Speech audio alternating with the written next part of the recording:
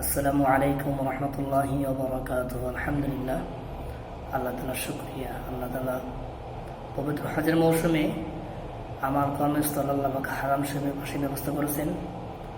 তো আলহামদুলিল্লাহ, আমার নিজ জেলা মানিকগঞ্জ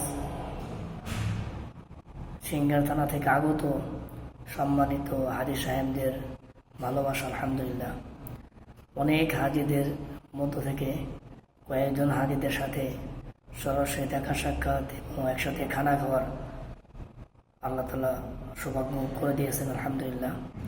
তারা বাইতুল্লাহর মুসাফির, যদি আগে থেকে পরিচিত কেউ বন্ধু বড় ভাই, কিন্তু তারা বাইতুল্লাহর মুসাফির, তাদের সম্মান অনেক।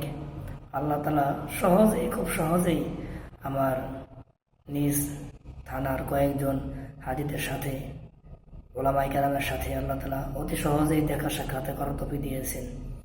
এবং তাদের মধ্যে থেকে আমার খুব প্রিয় একজন বন্ধু, সেই হেফজ করার সময় আমার সাথে লেখাপড়া, আমার সেই সহপাঠীও দেখি ফজিয়াস, আলহামদুলিল্লাহ। আমি সুহাদা ফন্দুকের দিকে হেঁটে যাচ্ছি, আমার সেই প্রিয় বন্ধুদের একজন হাফেজ ওয়াসিম ভাই, উনি দূর থেকে দেখে সেই বাংলাদেশের মতো আমার নাম ধরে ডাক দিয়েছে, নাসির ভাই। আমি তাকে দেখি আমার সেই প্রিয় বন্ধু হাফেজ ওয়াসিম ভাই, উনি এবং তার সাথে আমার একজন প্রিয় ভাই আব্বাস, বাড়ি নরসিংদীতে। আলহামদুলিল্লাহ, এরকমভাবে দেখা হবে প্রিয়দের সাথে, কল্পনা করে নেই। তো আল্লাহ তাআলার ফজলার করুন, হজের মৌসুমে আমার কাছে হারামের হওয়ার কারণে অনেক প্রিয়জনদের সাথে দেখা সাক্ষাৎ হলো, যারা বাইতুল্লাহ মুসাফির। এটা মনের দিক থেকে অনেক ভালো লেগেছে, আলহামদুলিল্লাহ।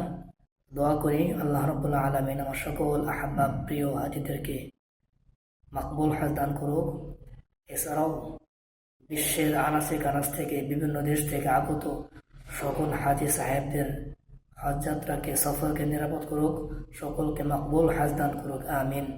আল্লাহ তাআলা সবাইকে পরিপূর্ণভাবে হজের আহকামগুলো আদায় করার তৌফিক দান করে ডেকে, আমিন।